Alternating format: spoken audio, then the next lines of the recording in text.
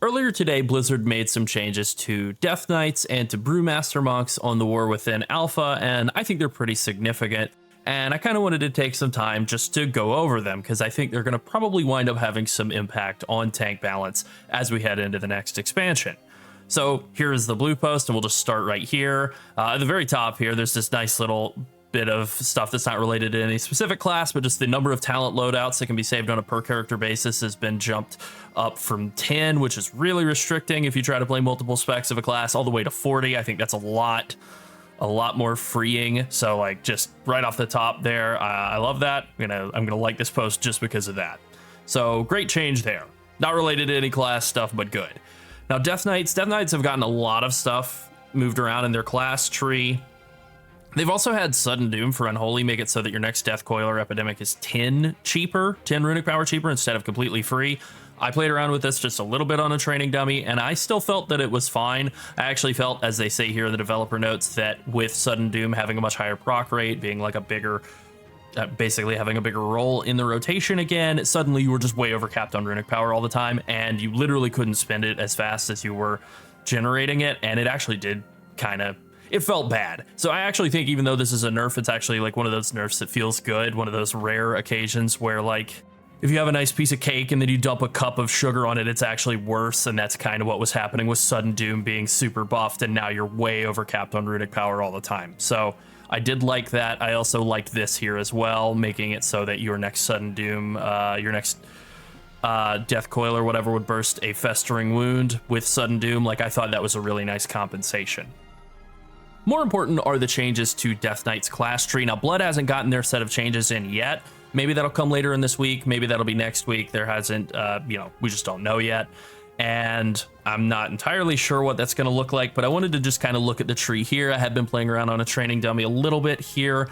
And as you can see, the class tree is pretty significantly overhauled, even from like a week or two ago, whenever I did the DK overview video, DK preview. So far, they had done their first pass on the class tree, and I already think, there's a lot of criticism of it having been nerfed, which, I mean, it was for Blood at least. Well, I guess for all the specs, like Empower Rune Weapon was removed from being one of the capstones. It wasn't a complete nerf, it was a combination of nerfs and buffs. Soul Reaper was moved up to be a very easily accessible talent in the tree. Runic Continuation was moved way up. It's a, very easily accessible talent. Icy Talons was changed from a 2-pointer and moved up. Unholy Bond was changed from a 2-pointer and moved up. Didn't lose any power, it just got half as expensive. And basically what they've done is they've kind of looked at this state of the tree as where it was a week or so ago and buffed it again. There have been several changes, like they've taken Blood Draw, changed it from a 3-minute cooldown to a 2-minute cooldown, and made it no longer be a capstone. As you can see, there's a lot more freedom in the pathing in the bottom half of the tree. You can basically get most of the same power that you had before, but there is a little bit less resource generation. There is no Empower Rune Weapon, and there is no Bone Shield charges, any sort of resource generation coming from A-Bomb Limb. A-Bomb Limb is purely useful as an AoE damage skill that grips enemies in. Useful, still strong, still very powerful, but obviously, like, that represents somewhat of a nerf for Blood DK going, from getting all this tons of resource generation in the class tree to getting Runic Attenuation, which combines with Icy Talons to give you, more runic power. Sure, great. And then, like, getting Unholy Bond now, much cheaper, that's great, but ultimately, yeah, they've lost a lot of runic power, they've lost some runes. Now, we don't know exactly what's coming down the line for the class tree. Maybe Blood Tap will figure back into the class again and play a bigger role, more of an outsized role. I would expect that to be the case. So in this left-hand tree, most of the changes really came in down here near the bottom. As you can see, Soul Reaper is still up in the middle of the tree. It's kind of easy to get Asphyxiate again. You could potentially get Asphyxiate and Blinding Sleet. I do think it's weird that they've moved Mind Freeze. They've swapped Mind Freeze and Icebound Fortitude, so, like, that's fine. I mean, Icebound Fortitude as a baseline 2-minute cooldown is super, super sick, and it's only 1 point over to get Mind Freeze, but that does mean in raid talent setups, you probably are going to run into that annoying Brewmaster Monk situation where you might not have Mind Freeze for a lot of raid content, and that can be... It's a very annoying thing to, like, feel as though you need to opt out of your interrupt and then not have it for, like, trash after a boss. So a little bit annoying for DKs to kind of be put into that situation instead of just having it be right along the main line of pathing. Now, in terms of the actual talent changes here, let's drop right down into the bottom here.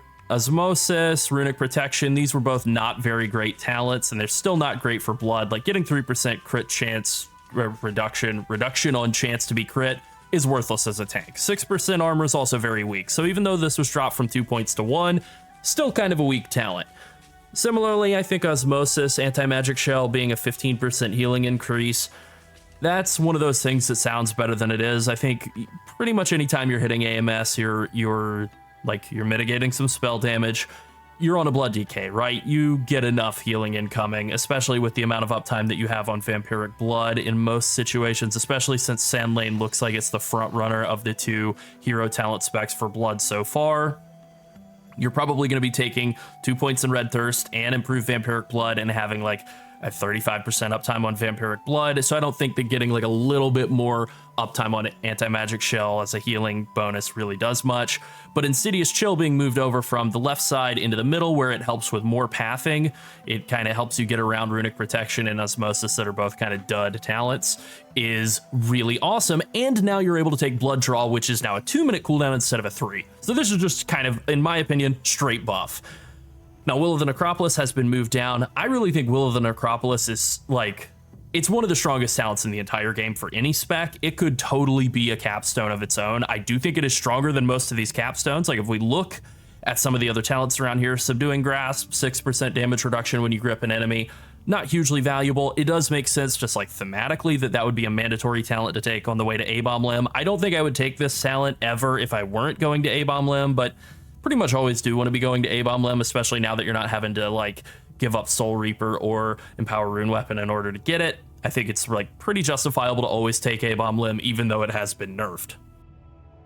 Death's Echo, I think, is right there with Will of the Necropolis as something that is really more of a quality of life improvement. It is also a throughput increase, though. Having that extra charge on Death and Decay and Death Grip and Death's Advance is just like so valuable that it really deserves to be a capstone. So I think it makes sense that it was moved, basically swapped down here and instead of Blood Draw. But again, you're not losing anything in the process of coming and getting it 2 tiers later. It's just, you know, now it's down there where it kind of makes more sense anyways.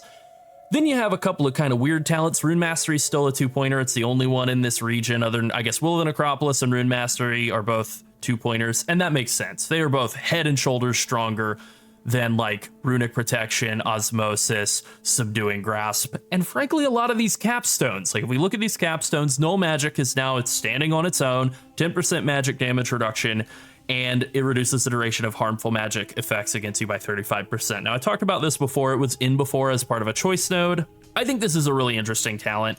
I think the problem with it is more of a balance concern for the other tanks. Ultimately, if you make an encounter that requires Blood DK have this, Blood DK is already so much better than other tanks at living through magic damage due to Death Strike and having a big health pool and Anti-Magic Shell and Vampiric Blood. Like if DKs require null magic to live through stuff, other tanks are like they might as well just not even log in. That is maybe my concern with this for it actually being like mandatory on stuff. But if the duration of harmful magic effects, like if that 35% duration reduction actually applies to raid boss mechanics, then Blood DK is like overpowered on a level that we may never have seen, if that means that they're able to solo tank mechanics that would otherwise require a taunt swap, that sort of thing. It's something that is going to be very much a case-by-case basis as to whether this could be the most insanely broken thing you've ever seen, or icing on top of a cake that's already iced, and so it's like kind of, it doesn't matter, who cares. Then I'm going to come over here to Unyielding Will. This talent right now, I misread this initially. I was thinking like, oh my god, 20 seconds on Anti-Magic Shell's cooldown? That's absolutely insane. But if we stop and read this again, it says Anti-Magic Shell's cooldown is increased by 20 seconds, which is not a good thing. And it now also removes all harmful magic effects when activated. Now, what's important here is whether this applies to non-dispellable magic effects or not. So if this is just a dispel, then I think this talent is dead on arrival. I think it is a significant step down in value from Anti-Magic Barrier, which is 20 seconds of cooldown reduction instead of cooldown increase on Anti-Magic Shell, and also increases the duration and the absorb amount. And it's, you know, it's available here. 2 points into the tree from Death Strike, improved Death Strike, anti-magic barrier. Super strong talent, must have all the time. And then down here you have a talent that basically cancels it out, but gives you a dispel. So if this is only a regular magic dispel, horrendous talent, all-time terrible talent. If this applies to non-dispellable magic effects, very, very good, potentially game-changing.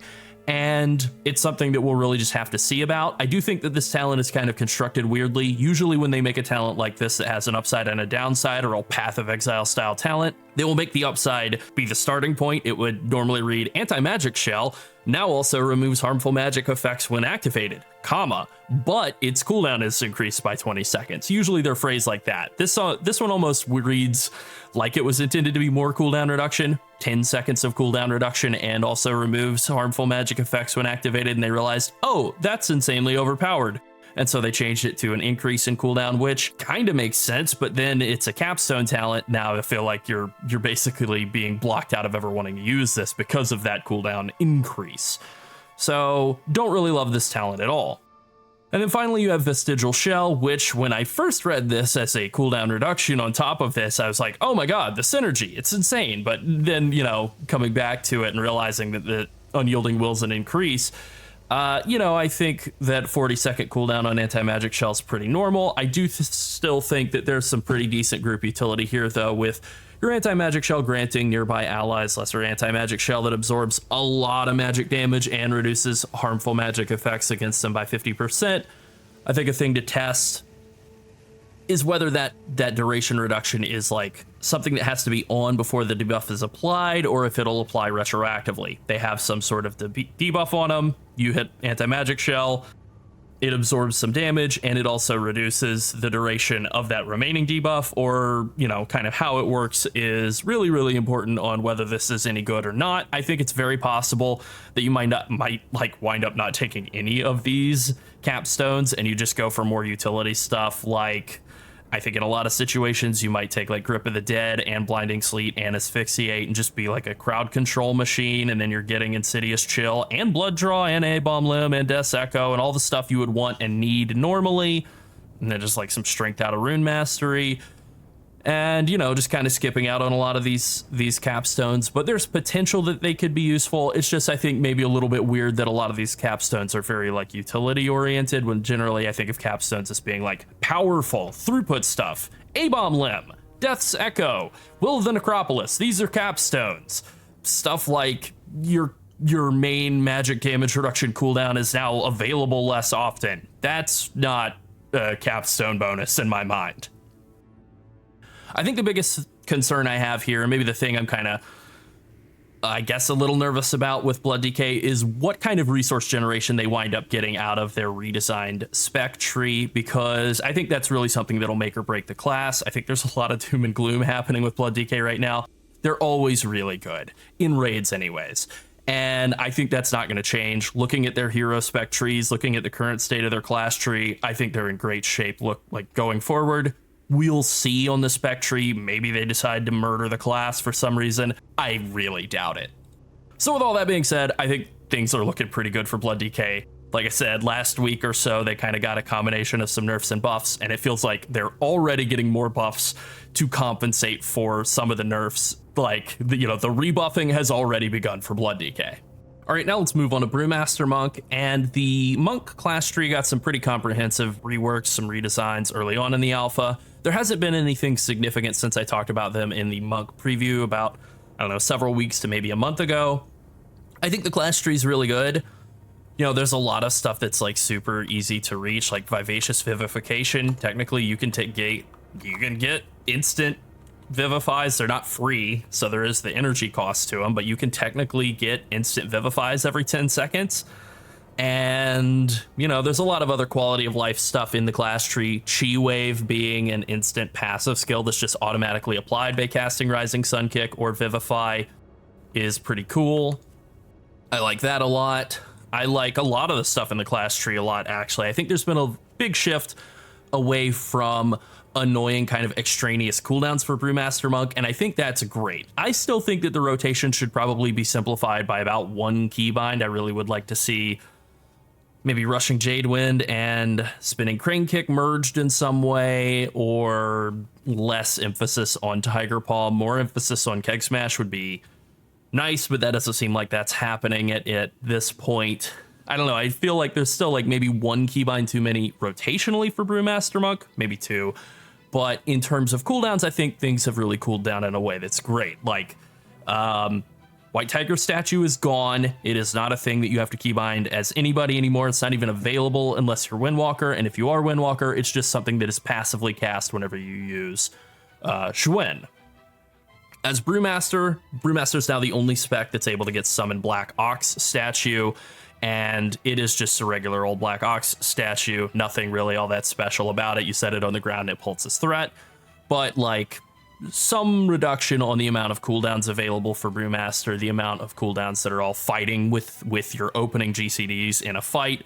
And I like that. I'm glad to see that. Now, the class tree, as you can see, has gotten some pretty significant pathing updates, some upgrades. We can actually look here in the blue post.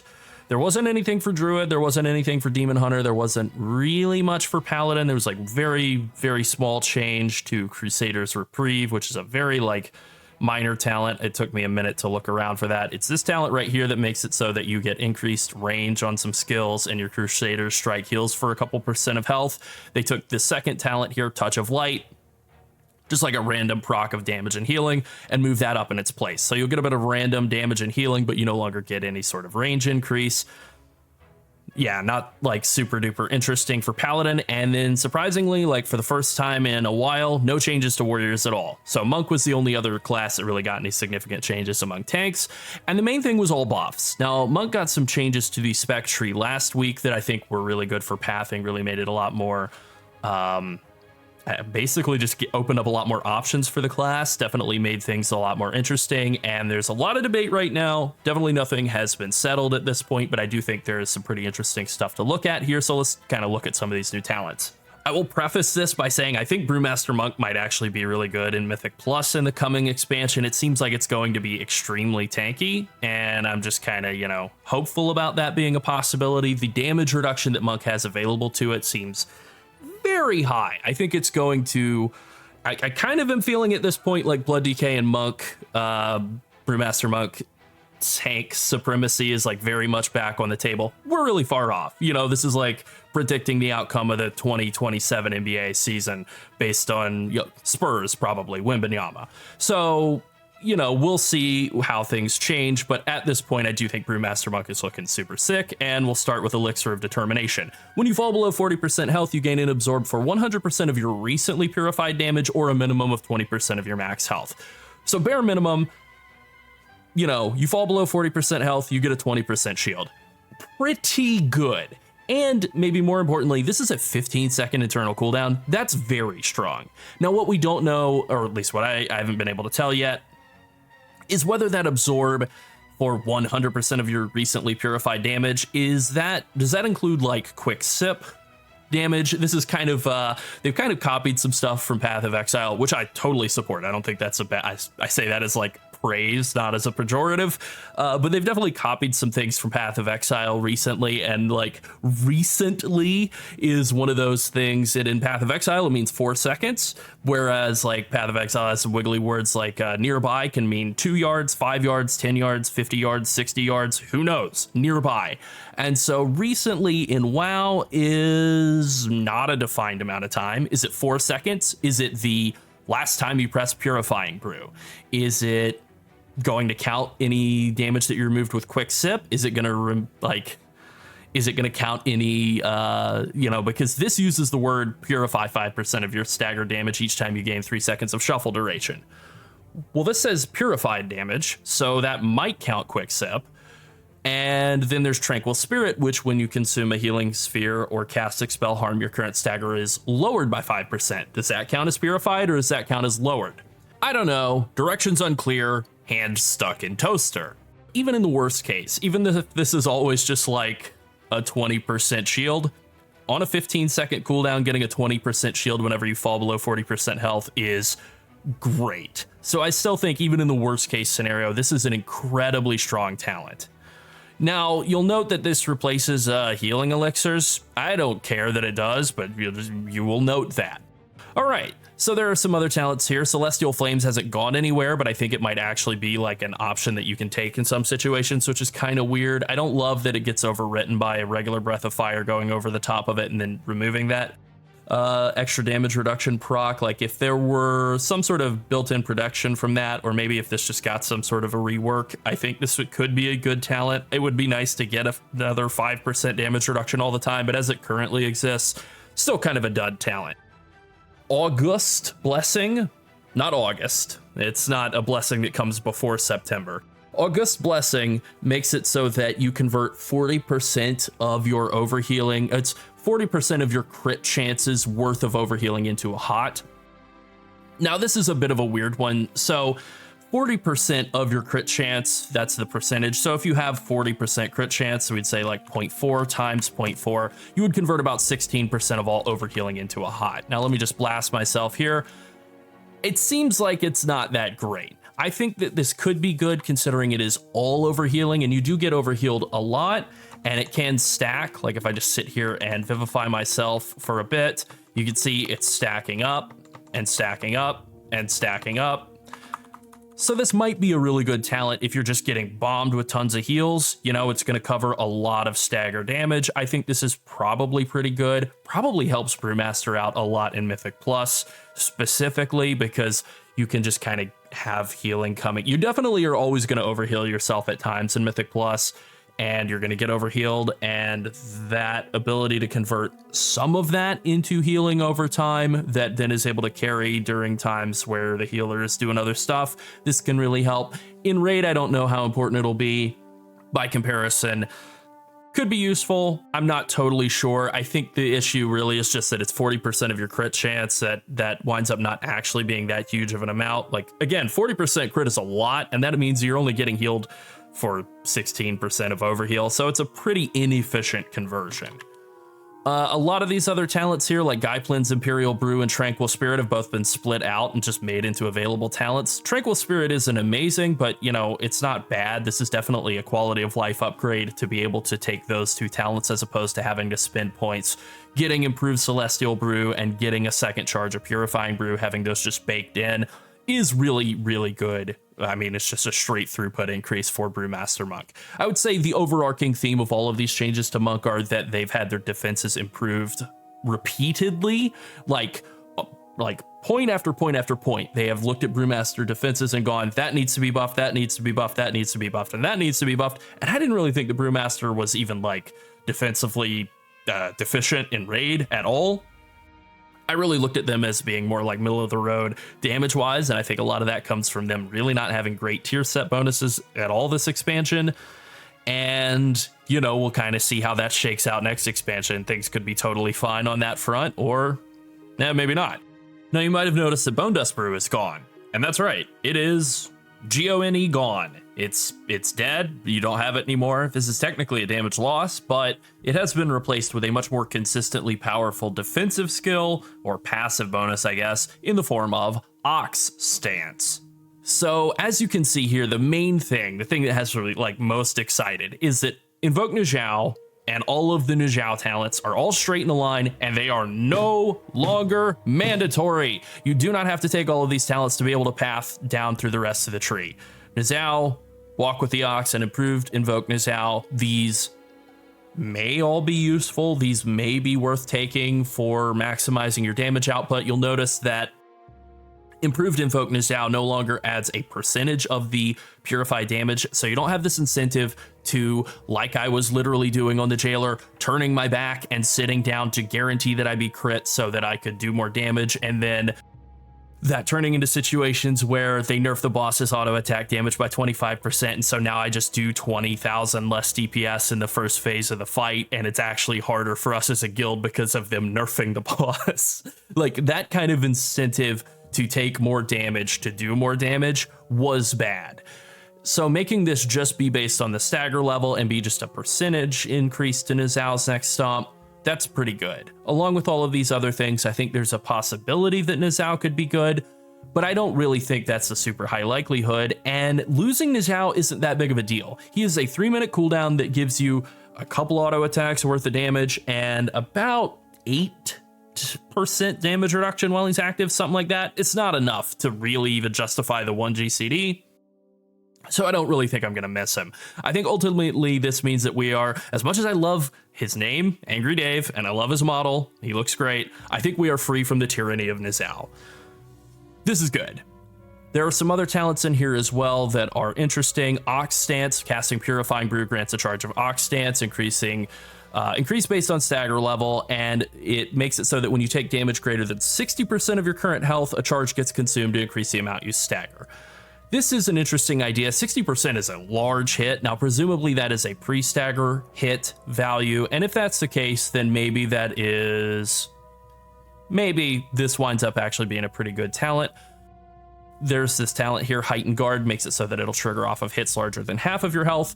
Again, 50% of your health, that's a pretty big hit. I think this will make it really, really trivially easy to stay alive while tanking bosses that do big spikes of damage, just getting a massive increase to the stagger percentage on those hits. There's also this talent here, Black Ox Adept, makes it so that Rising Sun Kick grants a charge of Ox Stance. Ox Stance stacks up to 10 times, so you can stack up several of these while you're not actively tanking, taunt the boss, and then basically be able to live through everything. I think Brewmasters with these combination of 3 talents can potentially be like just totally unkillable gods in raid. We're talking like Prot Warrior levels of tankiness while also having all of the quality of life that Brewmaster has, and like Celestial Brew and Expel Harm and Transcendence and you know, just all of the really, really great stuff, and you know, and just Stagger. Really, really looking good for Brewmaster. Now there's some other stuff here as well. One with the Wind makes it so you have a 10% chance to not reset your Elusive Brawler stacks after you dodge. This in conjunction with Strike at Dawn, which is something I've wanted for a while, being like part of the class. Your dodge chance is going to be super, super high on bosses that auto attack fairly slowly. Like this talent right here, these 2 talents were both part of the Aberrus tier set for Brewmaster Monk. And on a fight like, what is his name? Rashok, the big, very slow attacking boss, I was able to dodge like 70% of his attacks because of this combination of bonuses. And it seems like that's going to be the case for a lot of bosses. This combination of things, you're going to be dodging most of their attacks. And then you also add in something like Ox Stance and Heightened Guard, and you're going to be mitigating all of their big hits. And you're basically just going to be unkillable very easily as a Brewmaster Monk in the coming expansion in raids. But I also think that there's a lot of value in here for Mythic Plus as well, preventing getting killed by big bursts of damage. You know, One with the Wind is a little squirrely because there's just some kind of weird interactions with getting multiple hits batched in all in the exact same millisecond, where sometimes this will kind of consume some of those Elusive Brawler stacks anyways. Maybe it's not as great in Mythic Plus, but I still think things look pretty good. You're also not forced to take Zen Meditation, so for fights where it doesn't really do anything for you, you don't actually need to take it at all. Very good for pathing, and, you know, I'm really happy about that. Additionally, Anvil and Stave has seen a pretty significant buff. It no longer has the 3-second internal cooldown. Instead, it is just simply when you dodge or are missed due to exploding keg, your brews all get 1 second of cooldown reduction, and then that effect is reduced for each recent melee attacker. So I think this uses the typical meteor scaling, so it'll like decrease proportional to the number of enemies you're attacked by. So you're not gonna get like, you're not gonna tank 10 enemies and then just have all of your brews be instantly off cooldown every second. I think that's a fine thing, but I think generally speaking, Anvil and Stave is looking really, really good. Probably is better than High Tolerance as a like more active play style, you know, hitting your Purifying Brew and Celestial Brew cooldowns pretty aggressively. I think this will synergize really nicely with Master of Harmony, which gives you that second Celestial Brew and allows you to pool up all of your damage and then uncork it by using Celestial Brew. I think that's going to work out really, really nicely. Shadowpan sort of seems like it's being left in the dust a bit here. Whatever. And then, you know, Blackout combo, still Blackout combo. Elusive Footwork was changed from a 2-pointer to a 1-pointer. It didn't have the damage component buffed though, so Blackout Kick lost a small amount of damage. Not a huge deal. And, you know, like Chi Surge and Call to Arms are separated, but I think unless you're going to be running a full Nizhao setup, and even then I don't think you would really want Call to Arms. I think Call to Arms is basically going to be dead on arrival. Kind of wouldn't mind seeing that be replaced entirely with something else. And yeah, you know, I think ultimately looking at all of this, I just see Brewmaster being significantly more tankier in both Raid and Mythic Plus. I feel like they've They've addressed a bunch of non-issues for Brewmaster and Raid by making them more tanky when they were already incredibly tanky. Not a problem to be like overpowered, but it does feel like they are now, just looking at their current state of the class for Raid. When you look at the Master of Harmony tree, getting multiple Celestial Brews, getting all of these different defensive bonuses in Raid, I think they're so powerful, which is good, right? If the class is going to remain super complicated, it better at least be super strong, and I think it is. And in Mythic Plus, I actually think they're looking pretty nasty as well.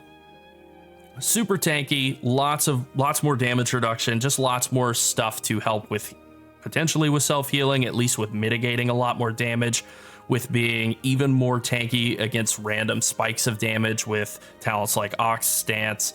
And, you know, I think the future is super duper bright for Brewmaster, and that feels pretty nice. Things have been a little bit grim for Brewmaster in this last expansion, so I'm very happy about the way things are looking heading into the War Within. All right, I think that pretty much covers it. Thanks for watching. Bye.